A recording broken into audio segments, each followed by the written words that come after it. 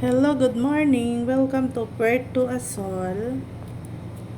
Um, Maganda po dito, kaya encourage ko kayo na mamasyal. Kasi tingnan nyo naman yung kapaligiran. Talagang very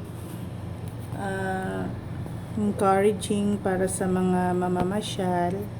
Ayan, napaka-fresh ng mga puno. Yung environment niya medyo hindi siya polluted, at saka may mga cleaners po sila dito. Tara ating puntahan. Pwede po nating tanungin sila para sa background ng Puerto Asol. Ayan si kuya naglilinis. Sila yung mga caretaker dito. Bago tayo makapasok, tanong natin si kuya kung pwede tayong pumasok doon. So, sabi ni kuya, okay daw pumasok.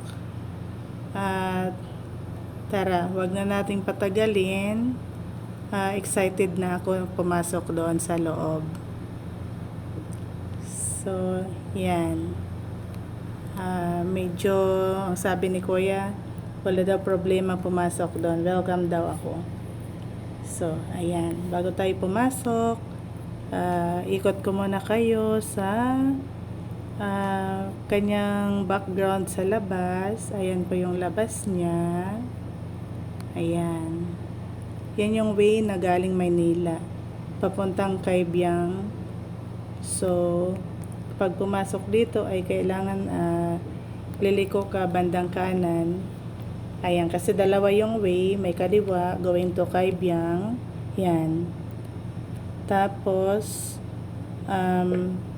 pagpasok natin bandang kanan, makikita natin yung karatula ng isang beach resort. Ayan, Paniman Beach Resort. Kasi si Puerto Asol, hindi lang po siya nag-iisa doon sa loob, kundi parang may 4 na beaches doon, na isa sa pupuntahan namin na yung Casa del Mar.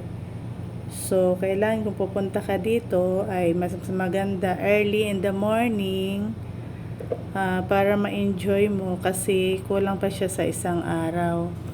Actually, hindi lang yan yung pupuntahan namin. Dapat pupunta kami ng Pico del Oro. So, for my next vlog, it will be for Pico del Oro, kasi mas maganda rin doon.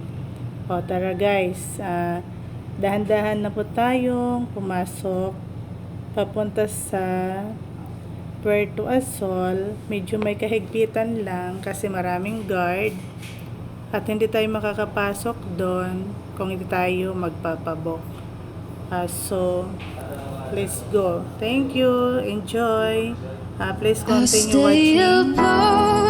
Okay. Tell myself I'm alright. I'll stay up all night. Tell myself I'm alright. Baby, you're just put the record on. Wait till I hear our song.